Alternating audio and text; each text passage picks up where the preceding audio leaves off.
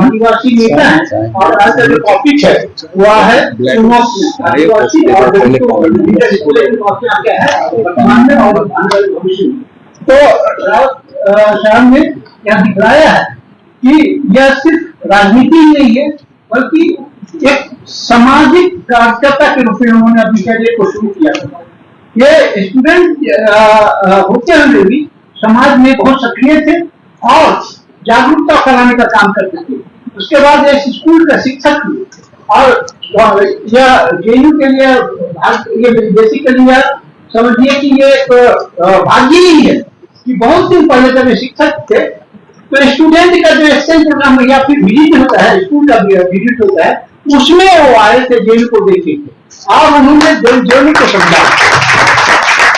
तो अभी इतने ही साल इन्होंने भारतीय आदिवासी पार्टी का गठन किया है और इससे पहले एमएलए था और अभी एक जो पार्टी इन्होंने गठित करने की कोशिश किया है, बल्कि इन्होंने ये पार्लियामेंट में इस बात को उठाया है कि भील प्रदेश होना चाहिए।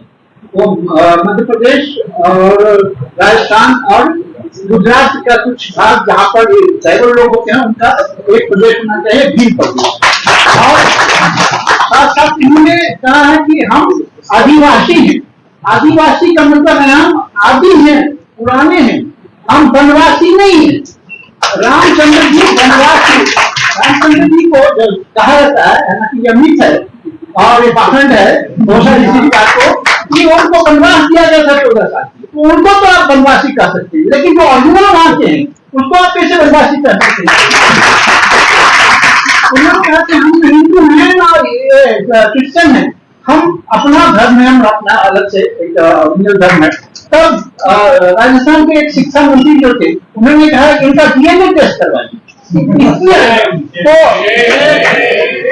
तो मैं इससे पहले कि राजकुमार जी को आपके सामने में प्रस्तुत करूं, मैं राजकुमार जी से यह कहना चाहता हूं कि आपने हमारे विद्यार्थियों, हमारे छात्रों के बीच में आकर बहुत ही उत्साहवर्धन किया है और इसके लिए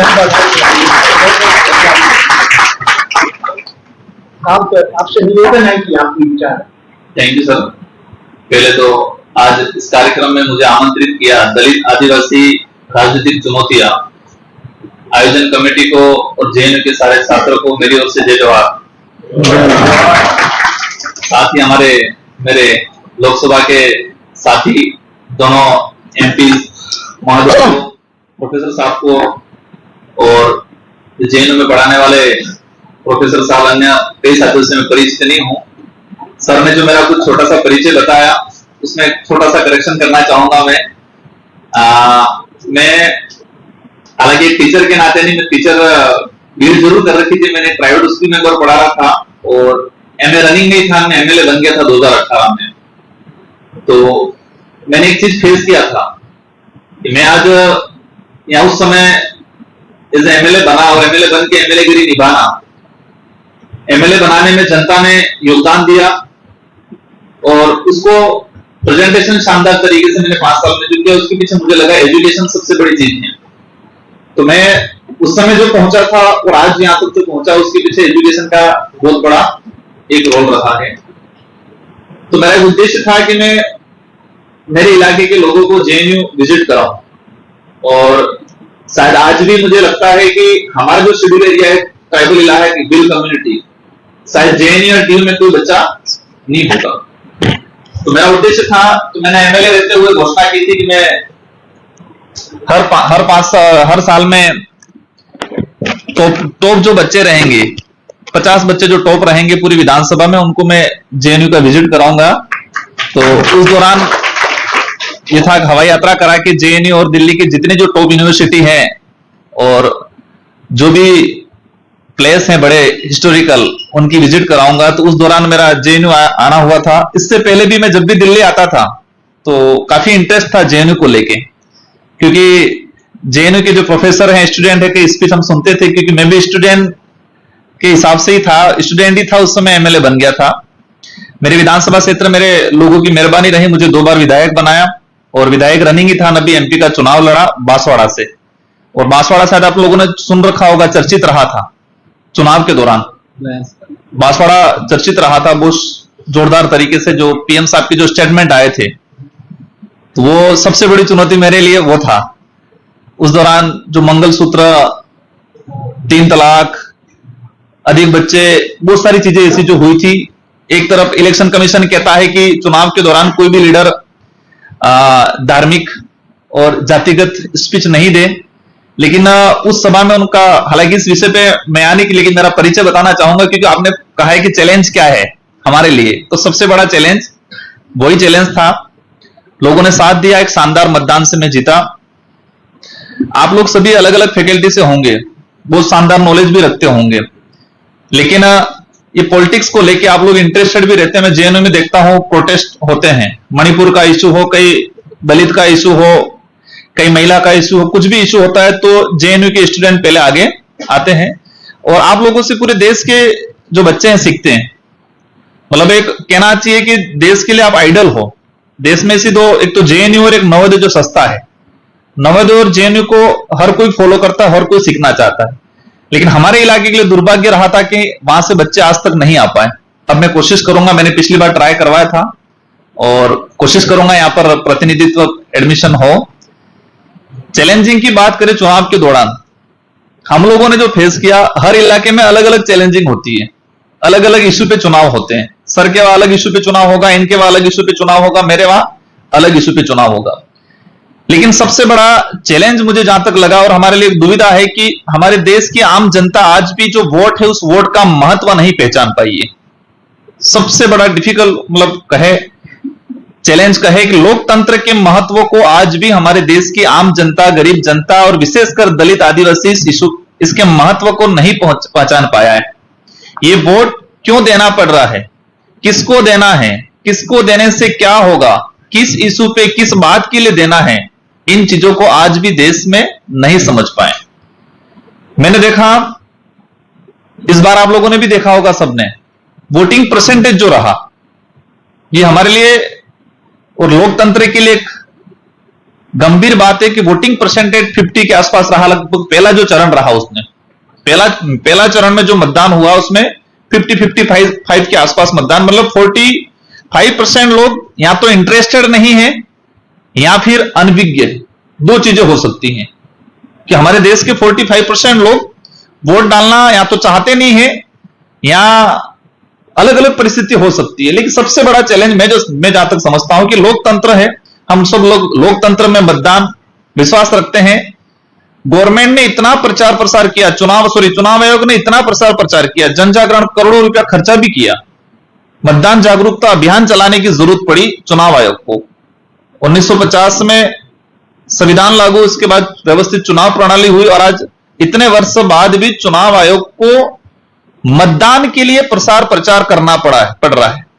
मेरी समझ के हिसाब से यह सबसे बड़ा चैलेंज है कि हमारे देश के लोगों को लोकतंत्र प्लस लोकतंत्र के महत्व को नहीं समझ पाए। किस इलाके में क्या स्थिति है मुझे नहीं पता इतना, लेकिन मेरे इलाके में देखा हमने कई इफेक्ट हैं। या तो पलायन हुआ है कई रोजगार के लिए, या फिर उसको ये लग गया है कि कोई भी नेता आता है, कोई भी पार्टी आती है, कोई भी सरकार बनती है, हमारे लिए कुछ नहीं करती है तो फालतू क्या करना है। कुछ अन्य परिस्थितियां भी बनी थी।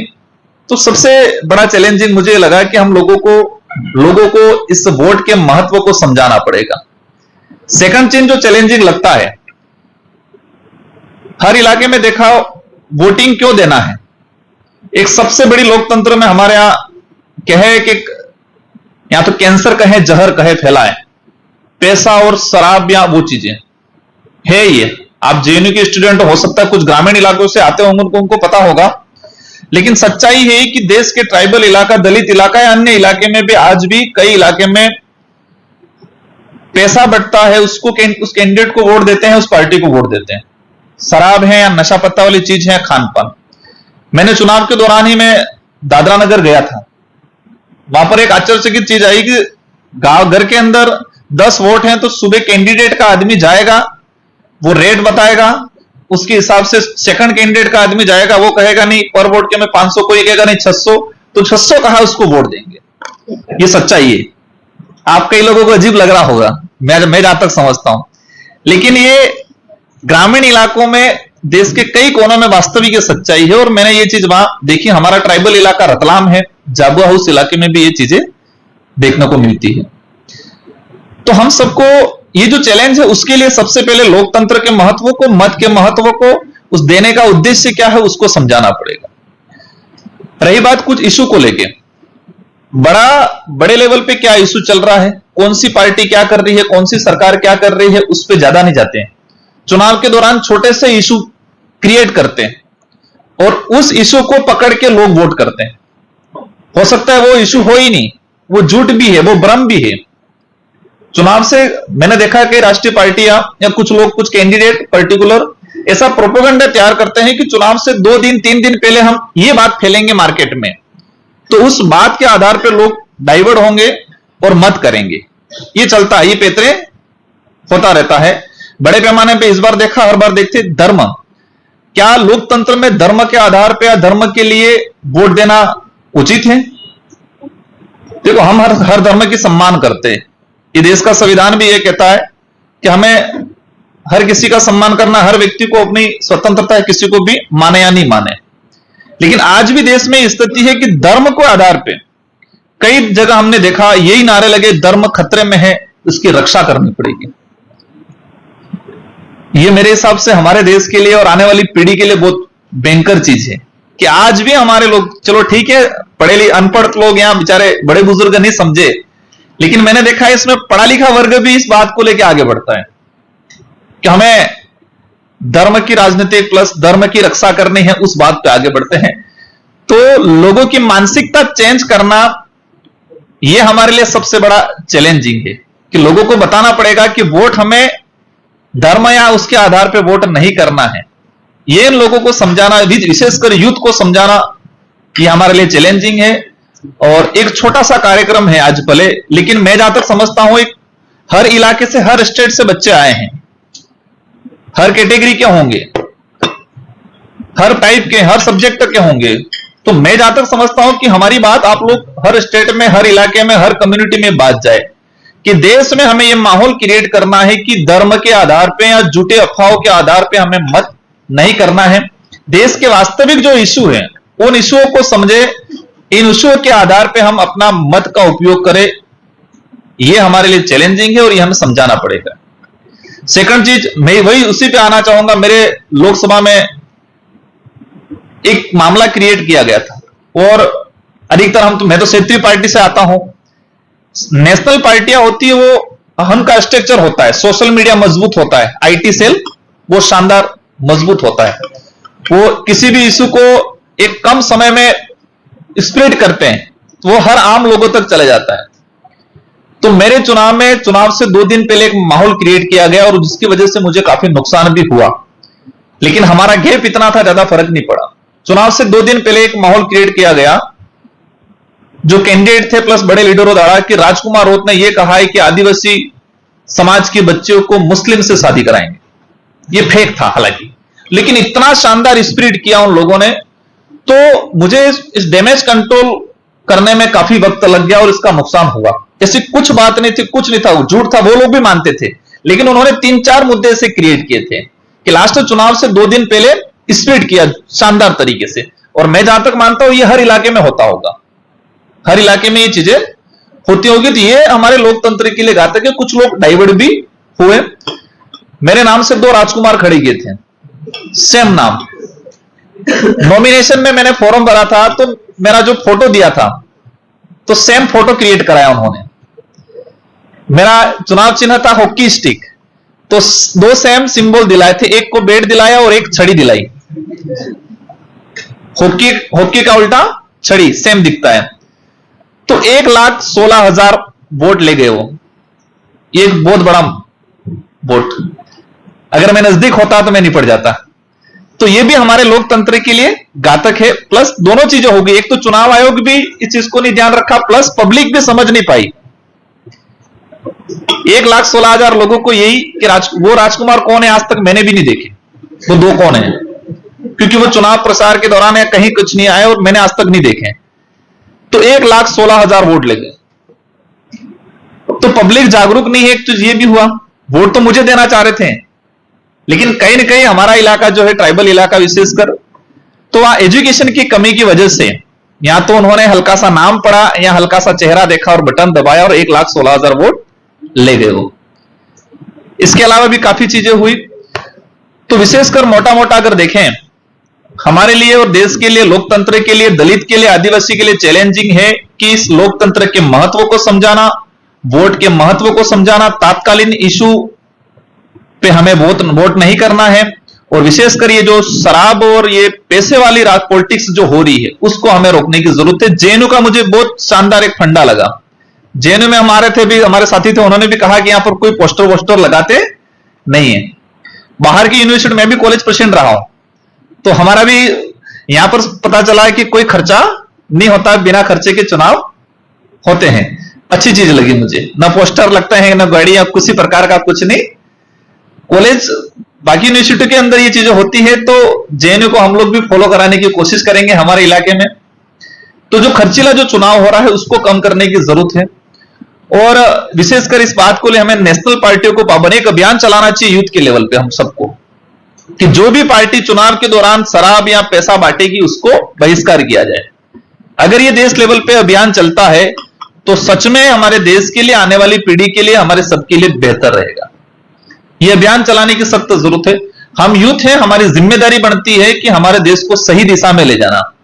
आज जो व्यवस्था बन रही है, आज जो देश में शासन प्रणाली चल रही है, अगर वो कोई गलत कर रही है, इसका इफेक्ट आने वाले 20-25 साल बाद आएगा और हम सबको भुगतना है और आने वाली पीढ़ी को इसको भुगतना है। बाकी जो कुछ इशू थे, वोटिंग परसेंटेज में हमने देखा यूथ भी थोड़ा कम इंटरेस्टेड रहता है और महिला कम इंटरेस्टेड रहती है। दो ये चैलेंजिंग है। हालांकि अभी कुछ जगह पे देखा यूथ काफी रहा, और विशेषकर जो मेन इशू है, मैं इस पे आना चाहूंगा अभी, दलित और आदिवासी के लिए क्या चैलेंजिंग है। सबसे बड़ी चैलेंजिंग यह है कि लीडरशिप नहीं पनपने देते। कोई भी पार्टी हो, मैंने आज तक देखा एक शार्प माइंड के व्यक्ति हो, शार्प माइंड का अपनी कम्युनिटी के लिए देश हित में सोचने वाले व्यक्ति को आगे नहीं बढ़ने देते। कोई भी नेशनल पार्टी हो, मेरा जो अनुभव रहा आज तक, उसे आदमी को पनपा जाता है जो सिर्फ पार्टी गाइडलाइन के अनुरूप चले। पार्टी कहे खड़े हो जाओ तो खड़ा हो जाए, पार्टी कहे तो बैठ जाओ। ऐसे ही लीडर को आगे पनपाया जाता है। मैं नेशनल पार्टियों के टच में भी कई बार रहता हूं, हमने भी ये कहा है कि लीडर्स हमारा पनपना चाहिए, अच्छे माइंड का हो, अच्छी सोच का हो, अच्छा नॉलेजेबल हो कम्युनिटी के लिए। क्योंकि आज मैं एसटी कैटेगरी से आता हूं, तो मैं मेरे समाज का, मेरे क्षेत्र के अंदर अन्य समाज के लोग सबका प्रतिनिधित्व मुझे करना है। लेकिन मैं जिस सर्टिफिकेट से आता हूं, मेरे यहां 75% ट्राइबल रहता है। अगर उसका मैं प्रतिनिधित्व नहीं कर पाऊंगा तो मेरा आना या नहीं आना कोई मतलब नहीं है। तो बड़ा एक चैलेंजिंग है। मैं, हमारे दोनों साथी काफी अनुभवी हैं, मैं इनसे भी अनुरोध करना चाहूंगा कि नेशनल पार्टी में माहौल क्रिएट करना है कि जो भी व्यक्ति बड़ा लीडर अच्छा बन सकता है भविष्य में, अच्छे माइंड का, कम्युनिटी के लिए, देश के लिए, सिर्फ मानव के लिए सोचने वाला अच्छा आदमी को लीडर बनाना चाहिए।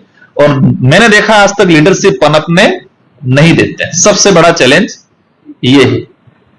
ट्राइबल वेलफेयर का, मिनिस्ट्री का देखा मैंने, स्टेट गवर्नमेंट में भी 2 बार मैं रहा, विधायक रहा। तो इस तरह से उस मिनिस्टर को चुनते हैं जो पार्टी का है, वो कम्युनिटी के प्रति वफादार, या जिस सर्टिफिकेट से आया है उस सर्टिफिकेट के प्रति वफादार या जवाबदेही वाला व्यक्ति नहीं चुनते। तो सबसे बड़ा चैलेंजिंग ये है। लीडर के लिए चैलेंजिंग ये था, और पब्लिक के लिए चैलेंजिंग ये है कि एजुकेशन की कमी है आज भी, और इस वजह से हमारे जो एसटी, एससी, दलित, आदिवासी जो वोटर हैं, वो सही कौन है गलत कौन है बहुत कम पहचान पाते हैं। मुझे खुशी है कि मेरे इलाके में समझा, बहुत कुछ हुआ वहां, बहुत कुछ हुआ, काफी चीजें हुई लोगों ने, लेकिन एक समझ लिया था। और मुझे जहां तक लगा, हम चुनाव नहीं लड़ रहे थे, हम एक क्रांति कर रहे थे, ऐसा लगा, एक क्रांति की तरह चुनाव लड़े।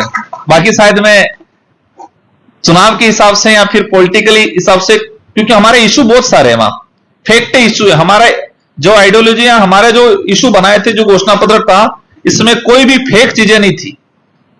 मेन जो इशू है आज ट्राइबल देखा गया हमने, एक सबसे बड़ा इशू, वो नाम सुनते ही सब लोग घबराते हैं, नक्सलाइट। सब घबराते। कई लोग नाम अपने जबान अपने मुंह से कहना भी पसंद नहीं करते, डरते हैं। ये मैंने फेस किया। मैं कुछ छत्तीसगढ़ झारखंड उस इलाके में भी गया है। कुछ लोग गलत कर रहे हैं, उस पर कानूनी कार्रवाई होनी चाहिए, लेकिन ट्राइबल कहीं पर भी जमीन को लेके अपने विस्थापन को लेके आवाज उठाता है तो उसको पहला ये आरोप लगा दिया जाता है कि नक्सलाइट गतिविधियां पनप रही है। सबसे बड़ा एक चैलेंजिंग है ट्राइबल कम्युनिटी के लिए। दलित की बात हो तो वहां पर भी माओवादी ऐसे कई प्रकार के आरोप, उग्रवादी इस तरह से लग जाते हैं। तो ये ट्राइबल के लिए, दलित के लिए चैलेंजिंग है कि अपने इशू को लेके जैसे हम आगे आते हैं तो उस पर आरोप लगते हैं, और जैसे आरोप लगे तो मीडिया बचता है जाने से। बड़े जो उस कम्युनिटी से आने वाला लीडर नेशनल पार्टी में होता वो भी बोलने से डरता है। एक मेंटेलिटी सेट कर दी है कि ये कुछ भी ट्राइबल करे उस पर ये आरोप लगाए, और ऐसे आरोप लगते ही बाकी लोग नहीं बोलेंगे, बाकी लोग बोलते ही उसको सीधा जोड़ दिया जाएगा कि वो उनसे टच में है। इस तरह से मैंने आप शायद सोनी सोरी का नाम सुना होगा आपने।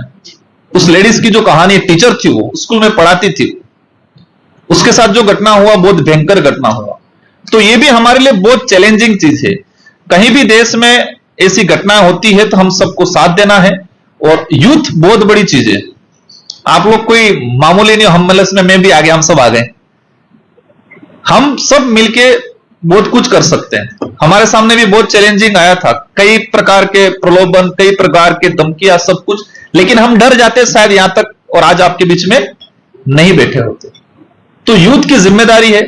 और एक सबसे बड़ा मुझे लगा एक माहौल क्रिएट था, पता नहीं जेएनयू बाहर है नहीं है, कि राजनीतिक से दूर रहना चाहिए, राजनीतिक गंदी होती है। ये शायद यहां भी चलता होगा कि राजनीतिक से दूर रहना चाहिए, राजनीतिक गंदी है। हमारे देश की पॉलिसी बन रही है, कौन बना रहा है? जो राजनीतिक के माध्यम से संसद में जा रहा है वो पॉलिसी बना रहा है।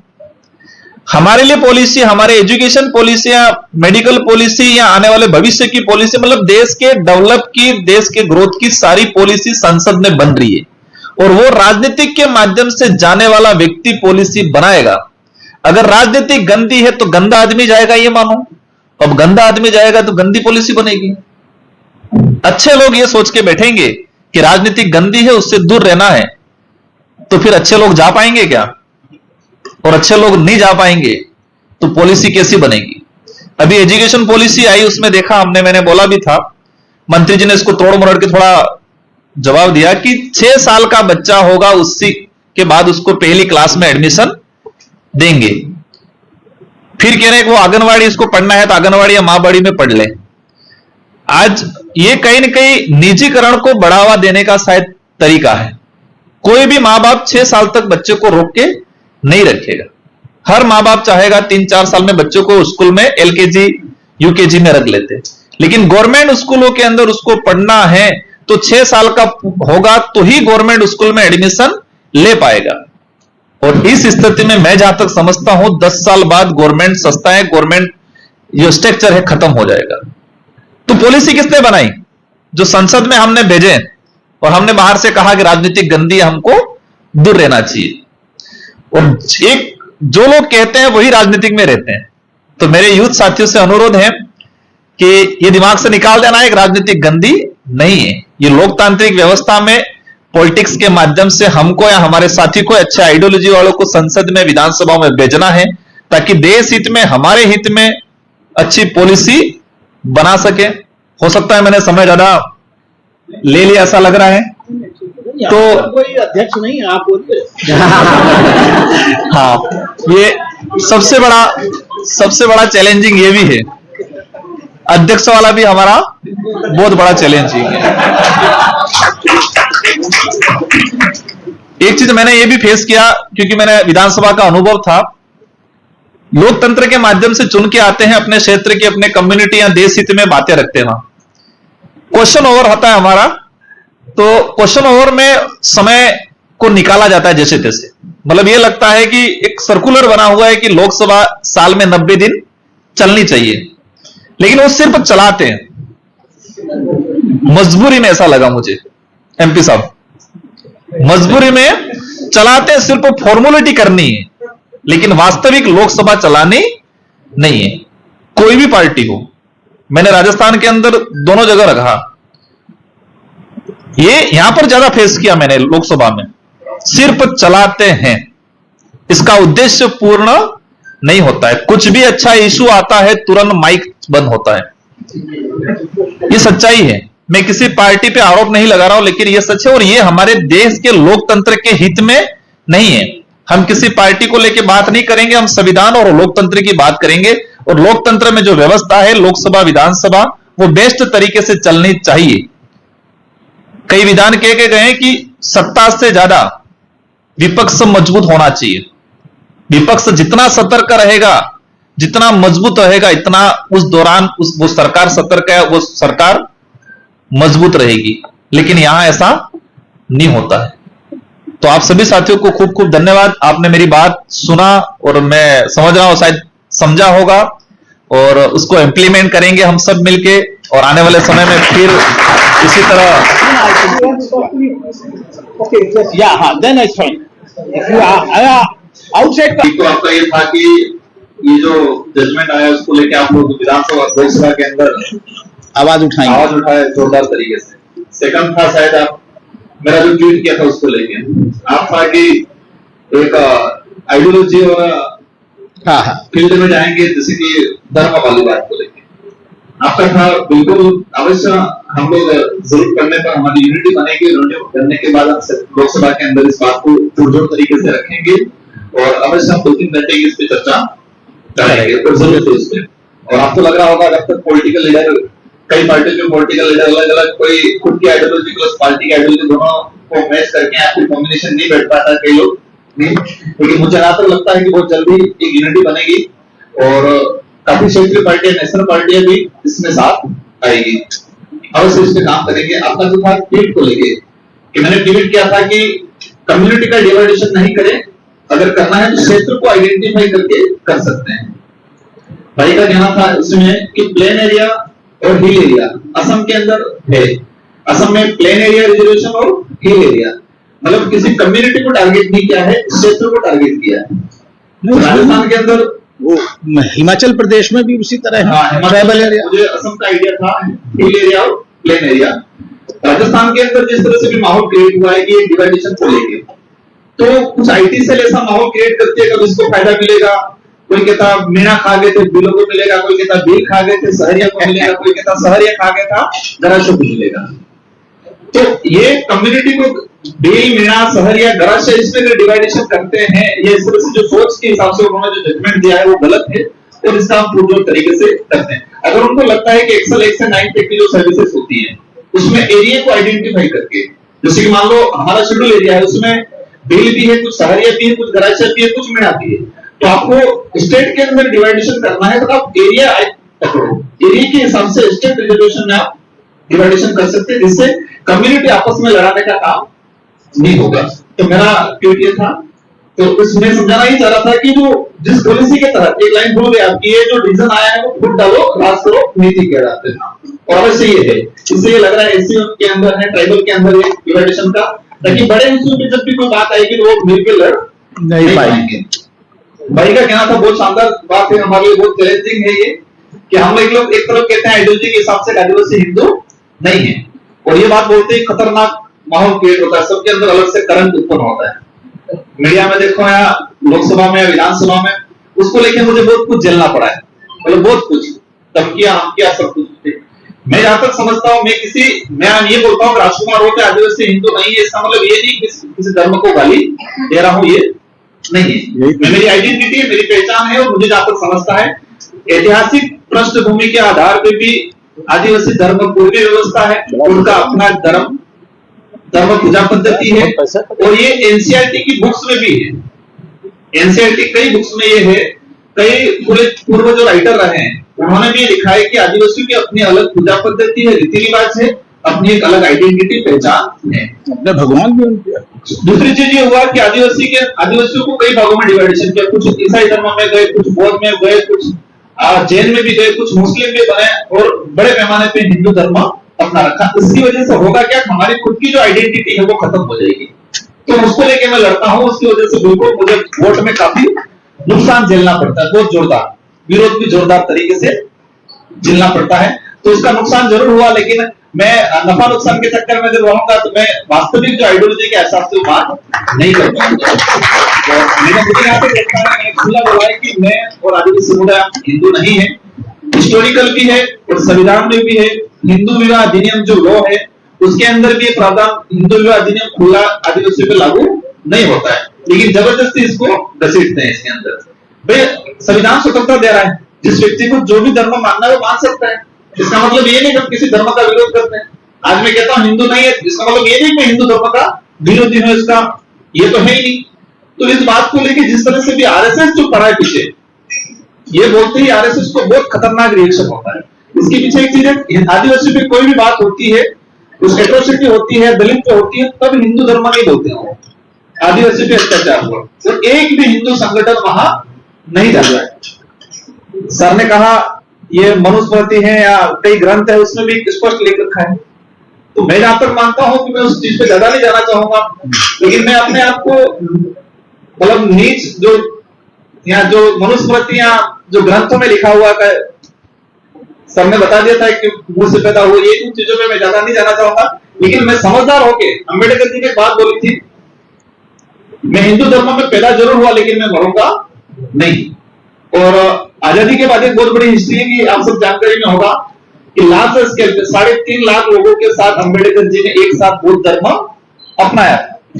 कोई भी व्यक्ति बौद्ध है, किसी को अच्छा लगे हिंदू अपना सकता है, हिंदू है किसी को अच्छा लगे जैन अपना सकता है, यह कोई गलत बात नहीं है। लेकिन आज हम बोल रहे हैं बहुत खतरनाक रिएक्शन हो रहा है। तो अम्बेडकर जी ने कहा, क्योंकि उन्होंने फेस किया था, तो मैं पैदा जरूर हो गया था, मेरे अभिभावक की अज्ञानता वंश, लेकिन मैं मरूंगा नहीं। तो इस आवाज में मुझे अच्छा लगता है, इसलिए मैं बिल्कुल समस्या आती है थोड़ी फील्ड में, काफी वोटों में खतरनाक।